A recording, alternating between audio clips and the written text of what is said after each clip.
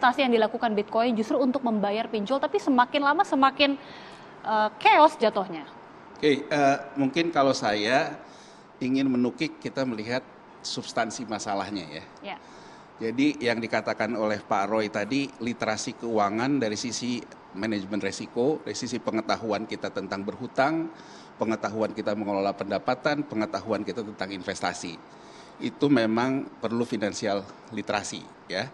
Itu yang mungkin kurang edukasi bagaimana masyarakat melihat yang namanya tentang bunga. Ya, bunga itu kan sebetulnya lebih kepada kompensasi inflasi gitu ya. Itu penjelasannya artinya kalau orang punya pendapatan kemudian harga konsumsinya naik, diharapkan bisa dikompensasi oleh kenaikan upah. Itulah suku bunga sebetulnya. Nah, orang kalau misalnya dari pendapatannya untuk mengatasi konsumsinya udah selesai, nah orang sisanya mungkin nabung. Nah, nanti dari nabung itu orang ngelihat, wah kok bunganya kecil ya. Dia ngelihatlah di instrumen investasi seperti Mbak yang tadi katakan, ngelihat Bitcoin, ngelihat segala macam. Nah, orang kan bisa menggunakan savingnya, ya, atau tabungannya untuk investasi. Itu yang namanya financial literate ya. Nah, boleh nggak orang pakai yang namanya hutang? Ya sepanjang dia ngerti resikonya, bahwa misalnya hutangnya berapa bunganya, katakanlah 6. Kalau dia hitung misalnya Bitcoinnya berdasarkan hitungan dia udah 10, ya hutang itu sebetulnya boleh diambil karena persoalannya marginnya dapat. Nah, sekarang kan persoalannya lagi adalah kalau di kasusnya Bapak yang satu ini. KM, ya. Kalau Pak KM ini kan kalau saya dengarkan ceritanya tadi, memang dia tidak ada pendapatan. Kalau saya tangkap kelihatannya pekerja informal, ya. Kemudian ada keluarga sakit, dia di tengah keterdesakan, dia pinjam 5 juta, udah dipotong sendiri 600.000. Dia juga tidak seperti cerita Mbak ini yang ke investment. Jadi kalau Pak KM ini lebih kepada konsumsinya. Nah, ini menurut saya kenapa pinjol ini hadir. Sekarang kita bedah dulu dari sudut tadi ya, tabungan.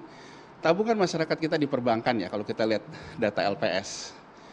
Kalau pinjol ini, yang namanya orang punya nomor handphone, satu orang bisa punya 5. Jadi kalau kita sekarang lihat, data nomor handphone kita lebih besar dari data rekening. Jadi melebihi populasi penduduk. Nah, kalau populasi penduduk kita sekitar 36% itu tidak punya rekening di bank. Artinya apa? Dia tidak bankable. Nah, kemudian 63% itu tabungan di bawah 100 juta. Kalau kita bagi sekitar 97 juta, per orang tabungannya kira-kira 6 jutaan. Nah, yang di atasnya lagi, yang sampai 5 miliar, itu hanya 0,08% dari penduduk kita. Kalau kita bagi, uangnya sekitar 3 miliaran per orang.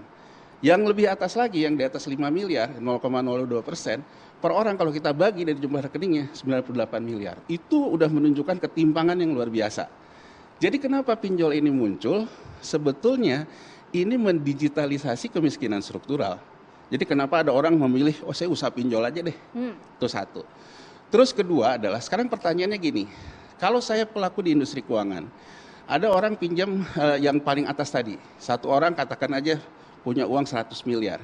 Saya kan harus bayar bunganya juga ke dia. Nah, kalau misalnya uangnya tidak bisa saya cetak, tidak bisa saya putar, maka berhenti. Nah, jadi tadi cerita menarik dari Mbak ini di aplikasi belanja. Aplikasi belanjanya sudah munculin juga ada pinjaman online-nya. Yeah. Jadi sebetulnya Mbak, untuk orang belanja di tempat saya, orang harus punya uang. Kalau dia nggak punya uang dari konsumsi, saya kasih hutang.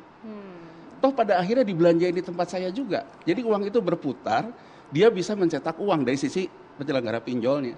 Nah, jadi yang ingin saya katakan, kalau tadi kita ngelihatnya dari sisi demand-nya, dari sisi orangnya, dari sisi supply-nya juga, dia mengisi persoalan-persoalan negara memang punya masalah serius dalam ketimpangan, negara punya masalah serius dalam pemenuhan kebutuhan.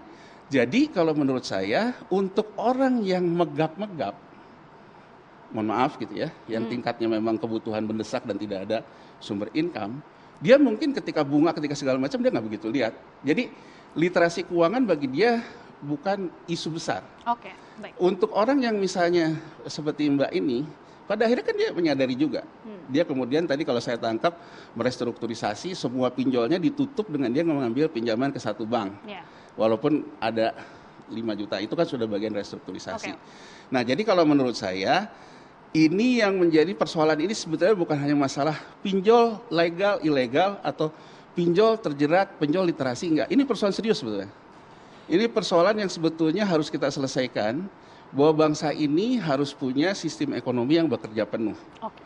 Artinya apa? Orang kalau punya kemampuan literasi keuangannya harus didukung oleh pendapatannya. Kalau kerja aja sekarang misalnya semakin tinggi, sekarang sektor informal kita udah 60% loh dari lapangan kerja. Kalau orang kerjanya informal, dia nggak bankable.